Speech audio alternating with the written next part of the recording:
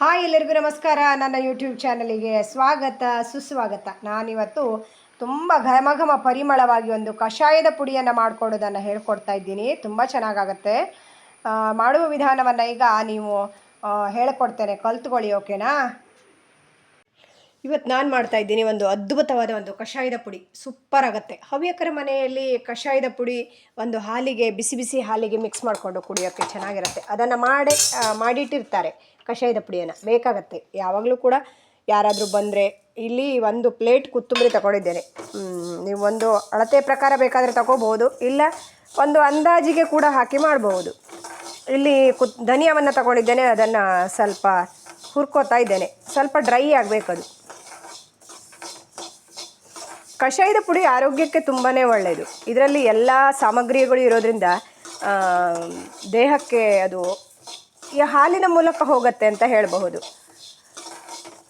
ಹಾಗಾಗಿ ಕಷಾಯದ ಪುಡಿಯನ್ನು ಒಂದು 15 ದಿನ, ತಿಂಗಳ ಆಗುವಷ್ಟು ಮಾಡಿಟ್ಕೊಂಡ್ರೂ ಕೂಡ ಹಾಳಾಗಲ್ಲ. ನಾವು ಮಾಡಿಟ್ಟಿರ್ತೇವೆ. ಇದನ್ನು ಒಂದು ಬಾಟಲಲ್ಲಿ ಹಾಕಿ ಇಟ್ಕೊಂಡ್ರೆ ತುಂಬ ಚೆನ್ನಾಗಿರುತ್ತೆ, ಪರಿಮಳವಾಗಿರುತ್ತೆ. ಕಷಾಯಕ್ಕೆ ಹಾಕಿದಾಗ ಬಿಸಿ ಬಿಸಿ ಹಾಲಿಗೆ ಹಾಕ್ಕೊಂಡು ಫುಲ್ ಕುದಿಸಬೇಕು ಹಾಲನ್ನು. ಆವಾಗ ಈ ಕಷಾಯದ ಪುಡಿಯನ್ನು ಒಂದು 2 ಚಿಟಿಕೆ ಆಗುವಷ್ಟು ಹಾಕಿ ಕುದಿಸ್ಕೊಂಡು ಕುಡಿದ್ರೆ ತುಂಬ ಚೆನ್ನಾಗಿರುತ್ತೆ. ಕಾಫಿ, ಟೀ ಯಾವುದು ಆರೋಗ್ಯಕ್ಕೆ ಒಳ್ಳೆಯದಲ್ಲ. ಕಷಾಯ ಮಾಡ್ಕೊಂಡು ಕುಡಿದ್ರೆ ತುಂಬ ಚೆನ್ನಾಗಿರುತ್ತೆ.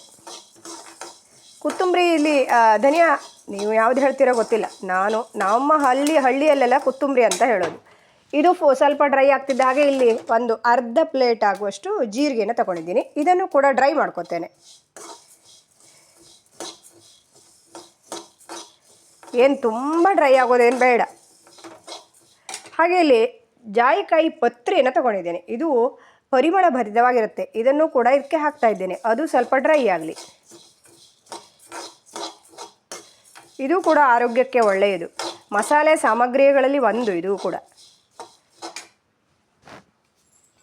ಈಗ ಇಲ್ಲಿ ಒಂದು 7-8 ಲವಂಗವನ್ನು ಹಾಕ್ತಾ ಇದ್ದೇನೆ.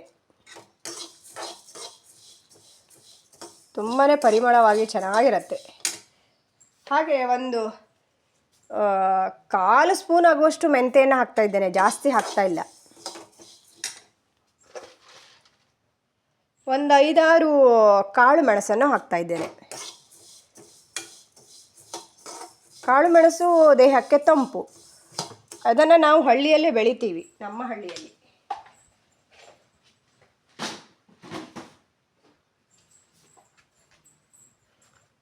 ಹಾಗೆ 1 ಇಡೀ ಏಲಕ್ಕಿಯನ್ನು ಹಾಕ್ತಾ ಇದ್ದೇನೆ. ಹಾಗೆ ಸಿಪ್ಪೆ ಸಹಿತ ಹಾಕ್ತಾ ಇದ್ದೇನೆ. ಏನೂ ಪ್ರಾಬ್ಲಮ್ ಇಲ್ಲ.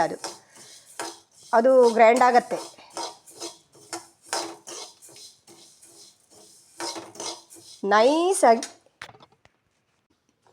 ನೈಸಾಗಿ ಪೇಸ್ಟ್ ಆಗಬೇಕು. ಪೇಸ್ಟ್ ಅಂದರೆ ಹುಡಿ ಆಗಬೇಕು. ಇಲ್ಲಿ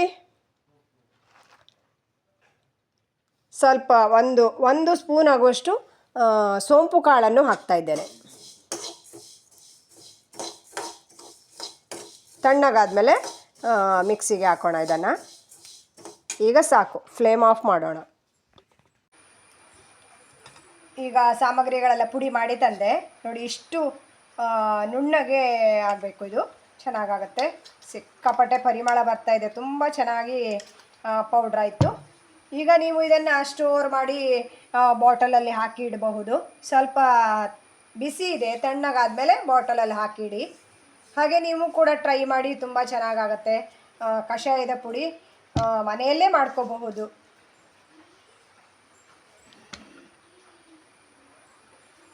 ಮತ್ತೆ ನನ್ನ ಮುಂದಿನ ವಿಡಿಯೋದಲ್ಲಿ ಸಿಗೋಣ. Bye bye all. Thank you so much.